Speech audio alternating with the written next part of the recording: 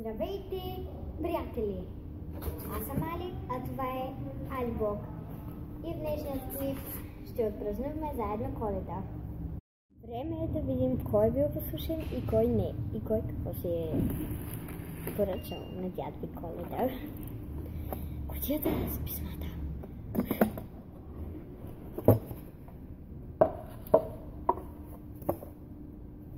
Това е странно. Писмата не са попълнени. Вижте. Всъщност няма нито едно попълнено писмо.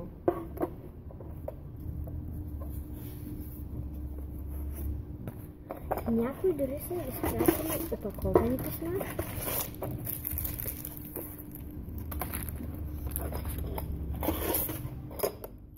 Наистина, нито едно попълнено писмо. Какво ще правя тази година тогава? Цяла година ще чакам следващата Коледа? Сериозно ли? Имам идея. Щом нямам какво да правя тази година, ще правя Christmas DIY. Първо ще ви трябва един лист хартия, обикновен молив и нещо кръгло.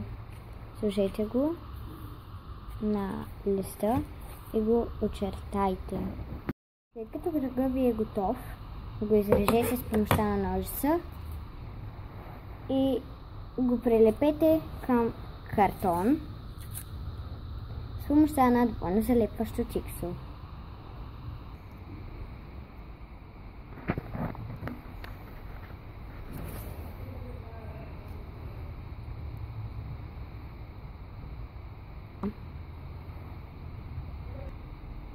След като е готово, отново ще ви трябва моливът.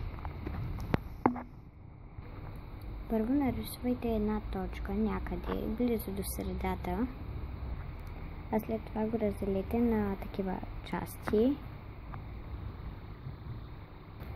и започнете с помощта на пастел да го отцветявате през едно. А след това минете отгоре с червен брокат на боя или пък сух и го залепете с лепюр. След като е готово, вземете една тънка сламка по ваш избор, моята е червена, и я залепете отзад.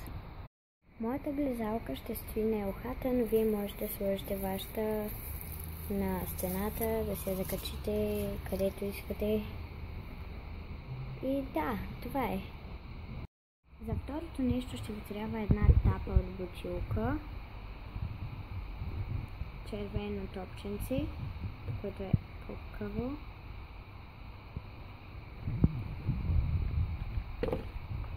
очички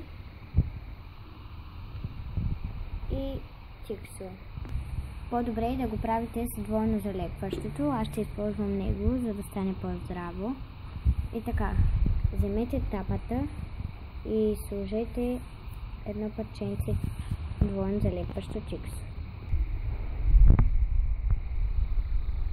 Ако топчето ви е голямо, като моето, го отрежете на половина и го прилепете добре към тапата. Това ще бъде носът на Елена, който всъщност ще бъде самата тапа. А сега е време да му сложим и очите. По същия начин, отново с помощта на двойно залепващото тиксо, залепете и очичките. За да му направите ръката, просто вземете тази пръчица и я осучете около вратът му. След това просто я огънете съвсем лекичко, за да станат да приличат на ръкца, така да го нарека. И така вашата тапа Елен е завършена. Ето нещо ще ви трябва една картонна чаша. Аз се опитах да я обеля, но както виждате не успях. Ще трябва да я облепите с нещо червено на цвят. Аз избрах нещо като мека хартия. Не знам как да го обясня. Вижте колко е дебело. И както ви казах вече е мека. Препоръчвам ви да го влепите с здрав лепил като това. То е подобно на C200, но не е същото. След като вече сте готови с чашата, вземете нещо, на този път черен цвят. Аз вземам отново това мекичкото. Отрежете една лентичка от него. След като вече сте готови с това, вземете също нещо, но в жълт цвят. И отрежете едно малко правоъгълниче. Вземете един молив и очертайте нещо такова. Отрежете го и след това вземете черната лентичка и по този начин я напъхайте вътре. Това е колана на дядо Коледа, който трябва да залепите за чашата. След това вземете две очички и ги залепете. Сега вече чашата ви е готова. Довиждане от мен, приятели, надявам се, че близалката, Еленът и чашата са ви харесали. Не забравяйте да се абонирате за каналът ми, ако ви е харесал клипът, дайте палче нагоре и коментирайте долу в коментарите какви други видеа да правя. Чао!